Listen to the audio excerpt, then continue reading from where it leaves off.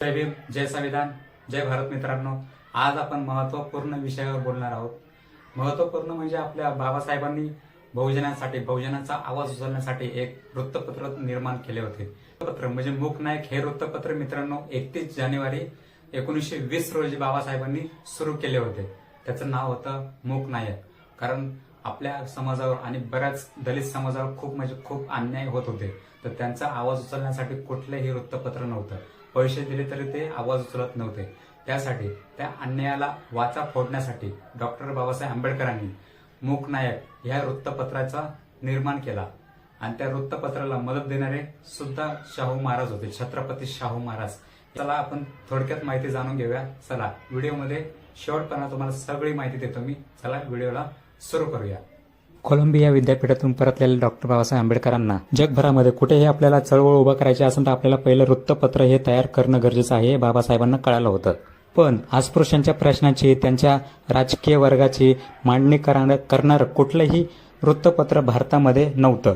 त्या काळात प्रस्थापित अशा वृत्तमानपत्राला त्याची निकडही वाटत नव्हती. म्हणजे त्याच्या 1917 मध्ये साऊथ ब्रो कमिशन सोबत तत्कालीन दलित वर्गासाठी अस्पृश्य प्रतिनिधित्व असावं ही साक्ष नोंदवण्यासाठी जेव्हा बाबासाहेबांना संघर्ष करावा लागला तेव्हाच त्यांच्या ध्यानामध्येही आलं होतं.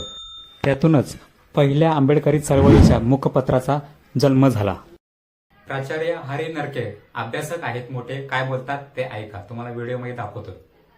हे वर्तमानपत्र सुरू करण्यामागची पार्श्वभूमी जर आपण पाहिली तर ती अशी दिसते की त्या काळातली भारतातली जी मुख्य धारेतली पत्रकारिता आहे, मुख्य प्रवाहातली पत्रकारिता आहे, त्याच्यामध्ये केसरी आणि इतर अनेक वर्तमानपत्र आहेत. त्यांच्यामध्ये दीनदुबळ्यांच्या प्रश्नांना, स्त्रियांच्या प्रश्नांना, इतर मागासवर्गीयांच्या प्रश्नांना पुरेसं महत्त्व दिलं जात नव्हतं. पुरेसा प्रभाव त्यांच्या प्रश्नांबद्दल या वर्तमानपत्रामध्ये उमटत नव्हता. ही एक अडचण बाबासाहेबांना जाणवत होती.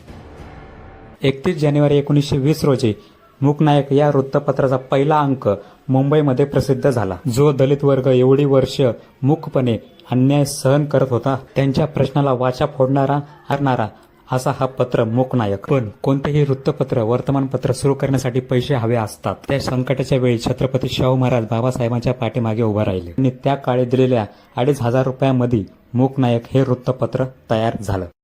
मनोगत याच्या खाली बाबासाहेबांनी पहिल्याच लेखामध्ये लिहिलं, आमच्या या बहिष्कृत लोकांवर होत असलेल्या व पुढे होणाऱ्या अन्यायावर उपाययोजना सुचविण्यास तसेच त्यांची भावी उन्नती व तिचे मार्ग यांच्या खऱ्या स्वरूपाची चर्चा होण्यास वर्तमानपत्रासारखे अन्य भूमीच नाही, परंतु मुंबई इलाख्यात निघत असलेल्या वृत्तपत्रांकडे पाहिले असता असे दिसून येईल की त्यातील बरीचशी पत्रे विशिष्ट अशा जातीचे हितसंबंध पाहणारे आहेत.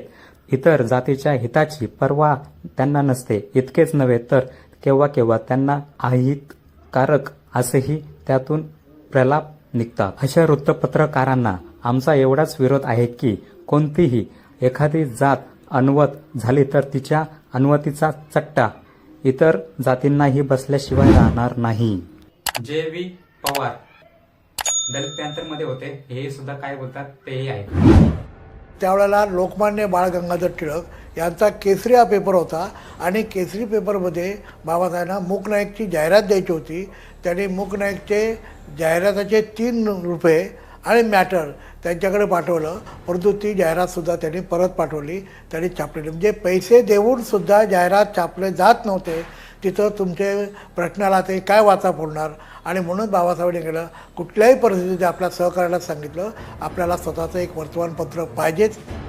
जे डॉक्टर बाबासाहेब आंबेडकरांनी बहिष्कृतांचे प्रश्न प्रामुख्याने मांडण्यासाठी मूक नायक हे वृत्तपत्र तयार केलं, तरीही त्यांच्या या पाक्षिकातल्या लेखांवरून त्यांचा वैचारिक आवाका आणि भविष्याची दिशा दिसून येते. जाती निर्मूलनाच्या प्रश्नासोबतच राजकीय, अर्थविषयक अशा अनेक विषयावरची मांडणी कधी आक्रमक तर कधी आश्वासक भाषेमध्ये त्यांनी केली आहे. 19 अंकानंतर मूक नायक हा वृत्तपत्र बंद झाला. पण बाबासाहेबांच्या राजकीय नेतृत्वाचा पाया ज्या काळानं घातला त्या काळाची सुरुवात मूक नायकाने झाली. 1920 मध्ये लगेचच माणगावची परिषद झाली. त्याच दशकात मनुस्मृतीचं दहनही झालं. महाडचा सत्याग्रहही सुरू झाला. चळवळीची बैठक तयार होणं हे मूक नायकापासून सुरू झालं. दलितांचे, बहुजनांचे आणि उपेक्षित वर्गांचे प्रश्न मांडावे म्हणून बाबासाहेबांनी मूक नायक म्हणून हे वृत्तपत्र तयार केलं.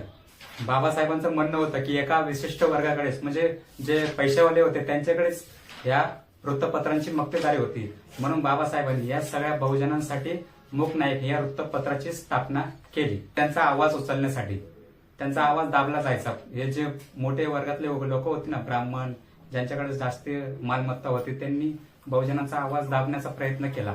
तर बाबासाहेबांनी बहुजनांचा आवाज कसा इतरांपर्यंत पसरेल यासाठी बाबासाहेबांनी मूक नायक या वृत्तपत्राचा निर्माण केला आणि स्थापना केली. आणि मित्रांनो, आज 1920 पासून तर 2025 पर्यंत मूक नायक या वृत्तपत्राला 105 वर्ष पूर्ण झाली. एका विशिष्ट वर्गाच्या किंवा जातीच्या मक्तेदारीतून आजची माध्यमे मुक्त झालीत का, असं म्हणता येईल का? कुमार केतकर हे पत्रकार सुद्धा, ज्येष्ठ पत्रकार सुद्धा होते आणि खासदार सुद्धा होते. तर हे काय बोलतायत हे पण ऐका. विशेष म्हणजे 1920 मध्ये त्यांनी मूकनायकच्या वेळेला, त्याच्यानंतर बहिष्कृत भारतच्या वेळेला आणि प्रबुद्ध भारतच्या वेळेला जे निरीक्षण केलं तत्कालीन वृत्तपत्रांबद्दल, ते आजही आपल्याला प्रत्यक्ष लागू पडतं असं दिसेल. आत्ताच्या वर्तमानपत्रांमध्येही जो एक काही जातीय असा एक प्रभाव असतो, म्हणजे उच्चवर्णीयांचा जातीय प्रभाव इतर जातींच्या संबंधात, दलित जातींच्या संबंधात, त्यावेळेला ज्यांना अस्पृश्य म्हणायचे त्यांच्या संबंधात, तशाच प्रकारचा एक उच्चवर्णीय गर्विष्ठ प्रभाव आजच्याही वर्तमानपत्रात दिसतो. त्यावेळेला आंबेडकरांनी म्हटलं होतं की वर्तमानपत्रांवरती व्यापारी प्रभाव खूप आहे, म्हणजे जाहिरातींचा प्रभाव खूप आहे, म्हणजे आर्थिक दडपण खूप आहे. आता हे आर्थिक दडपणाची बाब तर आज आपण जवळजवळ दैनंदिन पाहतो. ऑगस्ट 2019 मध्ये ऑक्सफॅम आणि न्यूज लॉन्ड्री यांनी भारतीय मुख्य प्रमाणपत्रांचा अभ्यास केला. त्यानंतर प्रकाशित केलेल्या अहवालात त्यांना असं दिसून आलं की न्यूजरूम मधल्या 121 महत्वाच्या पदांपैकी 106 व्यक्ती या सवर्ण समाज, 5 मागासवर्गीय समाज, 6 अल्पसंख्याक समाज, टीव्हीवर चर्चात्मक कार्यक्रम करणाऱ्या 4 पैकी 3 अँकर्स हे सवर्ण समाजातून येतात. 70% प्राईम टाइम टीव्ही चर्चांमध्ये बहुतांश पॅनलिस्ट हे सवर्ण समाजातले असतात.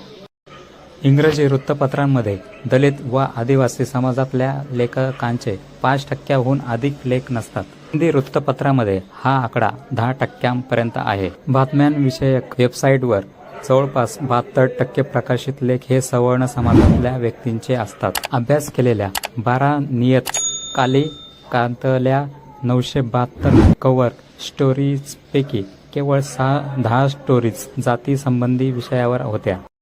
आणि डॉक्टर बाबासाहेब आंबेडकर यांची कृती आजही 105 वर्ष झालीत वृत्तपत्राला, तरीही सांगणं गरजेचं आहे की किती जातीवाद आताही सुद्धा केला जातो. म्हणून मित्रांनो, सावध व्हा आणि वाचा. कसा वाटला मित्रांनो हा व्हिडिओ? मूक नायक बद्दल पूर्ण माहिती दिली मी तुम्हाला. कशी वाटली, काय वाटली, नक्की कमेंटमध्ये कळवा.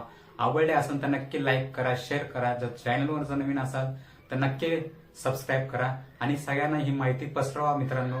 या मूक नायक वृत्तपत्राचे हे 105वं वर्ष आहे मित्रांनो. 2020ला हे 100वं वर्ष पूर्ण झालं होतं आपल्या वृत्तपत्राला, मूक नायक या वृत्तपत्राला. तर हे 105वं वर्ष आहे. सगळ्यांना माहिती शेअर करा आणि आपल्या या वृत्तपत्राबद्दल सगळ्यांना माहिती द्या की बाबासाहेबांनी देखील एक वृत्तपत्र तयार केले होते. तर चला, व्हिडिओ कसा वाटला, काय वाटला कळवा कमेंटमध्ये. चला, भेटू अशाच नवीन व्हिडिओमध्ये. चला, बाय. जय भीम, जय संविधान, जय भारत. चला, बाय.